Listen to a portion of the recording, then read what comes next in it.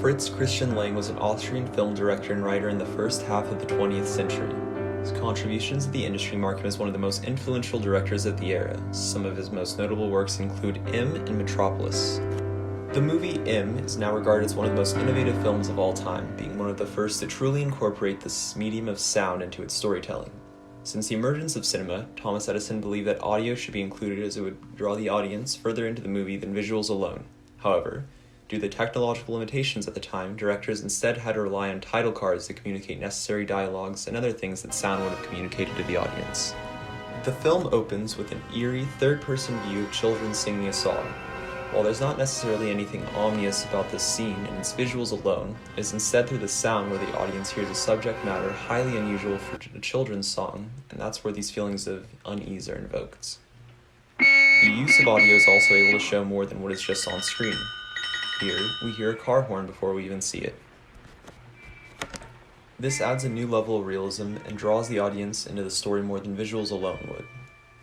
Lang was also not shy to providing social commentary in his works, something that was also likely influenced by his time in the military. In his movie Metropolis, the audience is introduced to a futurist setting which served as both commentary for the current political context in Germany and a warning for its future. For example, one idea that became popular in post-World War Germany was the idea of Volksgemeinschaft, an expression which represented the goal to remove class tensions and served as a reflection of the ideologies that shaped Europe throughout the 20th century. This idea was also portrayed through the film's themes of the disconnect between the working class and rulers.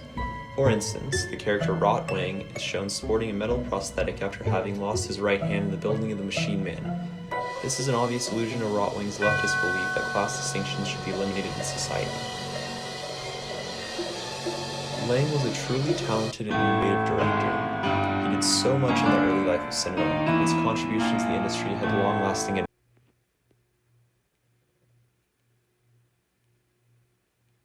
Fritz Lang has been one of the most revolutionary directors I've had the privilege to work with.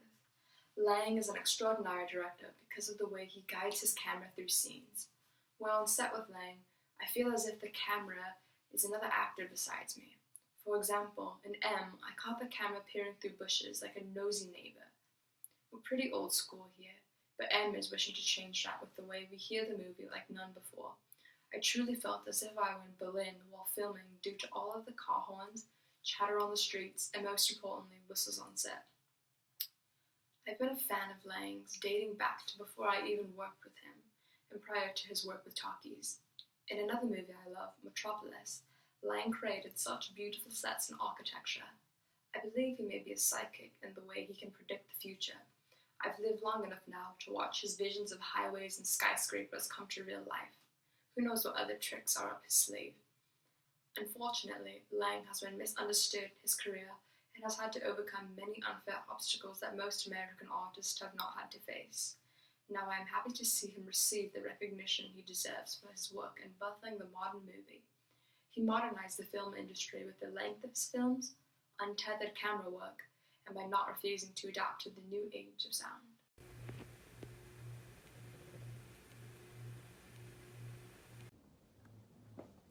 A little bit about me. Let's see. I was born in Vienna in 1890 to a family of Catholics.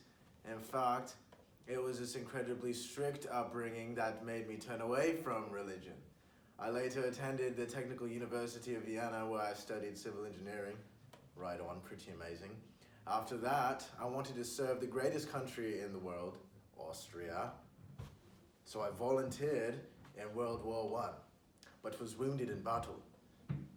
During my recovery, I found that writing was a good way to take my mind off the damage.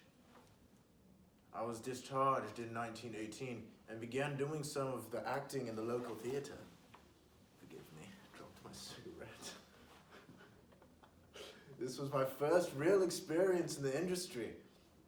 I eventually was hired as a writer at Delca Films, where I finally started to actually use my work after the war.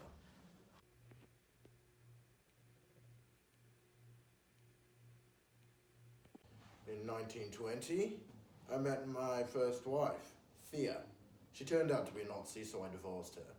But I do give her credit for helping me a lot on my first movies, including one of my most popular films, Metropolis. After this, my career took off. Eventually, this was during the same period as the Nazi Party took control of Germany. While this wasn't much of a concern for many of the directors, their regime presented a serious threat to my future in the industry due to my Jewish heritage. After they took power, I was invited to Goebbels himself to discuss my role within the regime. However, I declined his offer and decided to move to Paris that same evening. I think that's about it. The rest is history, baby.